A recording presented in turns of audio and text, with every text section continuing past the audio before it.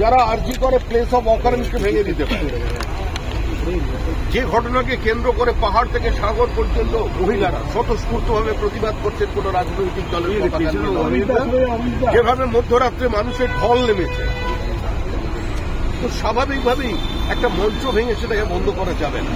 একটা সর্বভারতীয় দল বিজেপি, আমরা দীর্ঘদিন ধরে এটার বিরুদ্ধে আন্দোলন করছি এবং আমাদের আন্দোলন চলবে, এবং শুধু আমাদের আন্দোলন চলবে না, মানুষের আন্দোলন চলবে। মানুষ এই স্বৈরতান্ত্রিক সরকারের থেকে মুক্তি চাই, মানুষ নিঃশ্বাস নিতে চাই, মানুষ নিজের মতো করে কথা বলতে চাইছে, প্রতিবাদ করতে চাইছে।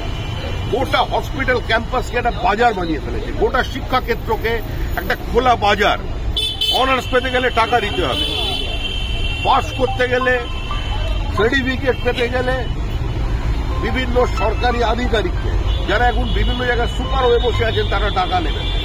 আজকে আরজি করের সুপার চলে যাওয়ার আগে বললেন ঘুঘুর বাসা আছে। আমি প্রতিবাদ করার চেষ্টা করেছি, ঘুঘুর বাসাটা চিহ্নিত করে দিয়ে যান। 4 ঘন্টার মধ্যে তাকে আবার একটি অন্য জায়গায় তার প্লেসমেন্ট হয়ে গেল। কি কারণে? সুতরাং সরকার এখন মানুষকে ভয় পায়। একটা অসহিষ্ণু সরকার, একটা প্রতিহিংসা করা সরকার আজকে এখানে ক্ষমতা এসে গেছে প্রতিক্রিয়ার কারণে। কিন্তু এর অর্থ এই নয় যে এইভাবে মানুষের আন্দোলনকে বন্ধ করে দিতে পারে।